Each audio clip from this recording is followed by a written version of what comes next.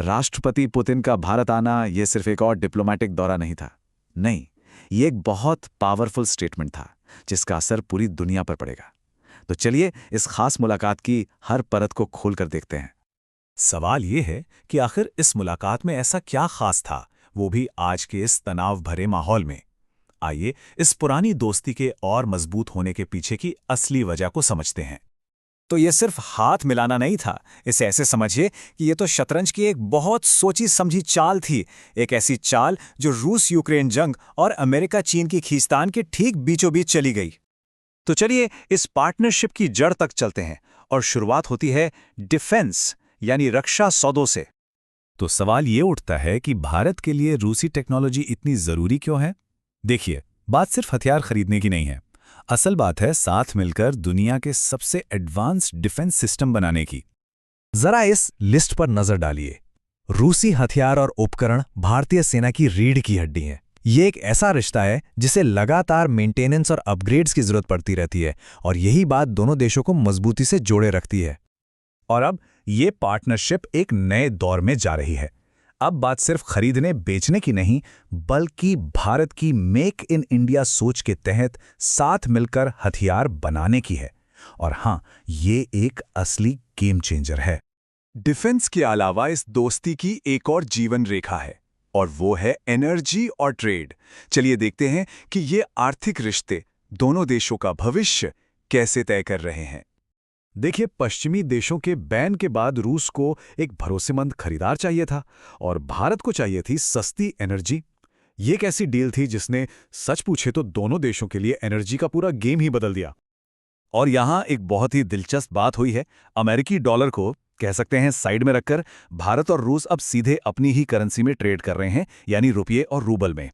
अब देखिए, ये एक ऐसा कदम है जो दुनिया के मौजूदा फाइनेंशियल सिस्टम को सीधी चुनौती देता है।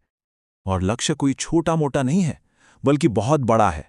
दोनों देशों के बीच व्यापार को 100 अरब डॉलर के पार ले जाना।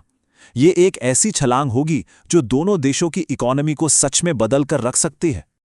लेकिन इन बड़ी बड़ी डील्स का एक आम इंसान की जिंदगी पर क्या असर पड़ता है, चलिए समझते हैं कि ये पार्टनरशिप हमारी रोजमर्रा की जिंदगी को कैसे छूती है। ये सिर्फ बड़ी बड़ी बातें नहीं हैं। इसका सीधा मतलब है देश भर में नई फैक्ट्रियों का खुलना, नए टेक्नोलॉजी पार्कों का बनना, और हाँ, हजारों लोगों के लिए रोजगार के नए मौके पैदा होना। अच्छा, अब बात करते हैं उस चीज की जिसका असर सीधा हम सब पर पड़ता है, पैसा। रूस से जो ये डिस्काउंट पे कच्चा तेल मिल रहा है ना, इसका सीधा असर हमारी जेब पर होता है। इससे होता क्या है, पेट्रोल डीजल के दाम कंट्रोल में रहते हैं, महंगाई पर थोड़ी लगाम लगती है, और कुल मिलाकर घर के बजट पर जो बोझ है वो कम होता है। और इसका असर पेट्रोल पंप से होते हुए सीधा हमारी खाने की थाली तक पहुंचता है। रूस भारत को बड़ी मात्रा में फर्टिलाइजर यानी खाद सप्लाई करता है, जो खेती के लिए बेहद जरूरी है और हमारी खाद्य सुरक्षा को पक्का करता है। लेकिन रूस के साथ इतनी गहरी दोस्ती के बाद एक बड़ा सवाल उठता है कि दुनिया के मंच पर भारत आखिर खड़ा कहाँ है।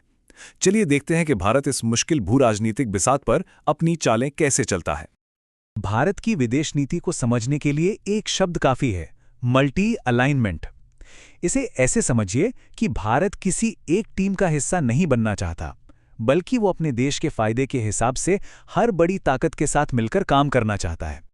ये टेबल दिखाती है कि भारत कैसे एक बहुत ही नाजुक संतुलन बनाए हुए है। मिसाल के तौर पर अमेरिका को चीन को रोकने के लिए भारत चाहिए, लेकिन उसे भारत रूस की दोस्ती पसंद नहीं। ये एक बहुत ही हाई स्टेक्स गेम है जिसमें हर चाल सोच समझकर चलनी पड़ती है। और आखिर में भारत का संदेश दुनिया के लिए बिल्कुल साफ है। हमारी विदेश नीति स्वतंत्र है और हम वही करेंगे जो हमारे देश के हित में सबसे पहले होगा। तो संक्षेप में कहें तो ये मुलाकात भारत की डिफेंस, एनर्जी और इकोनॉमी में एक ऐतिहासिक साझेदारी को और भी मजबूत करती है, और साथ ही दुनिया के मंच पर भारत की एक आज़ाद आवाज़ को और बुलंद करती है। और ये हमें एक बहुत ज़रूरी सवाल पर लाकर छोड़ देता है, क्या भारत की मल्टी अलाइनमेंट की रणनीति इस तेजी से गुटों में बढ़ती दुनिया में कामयाब हो पाएगी? इसका जवाब तो सिर्फ वक्त ही देगा।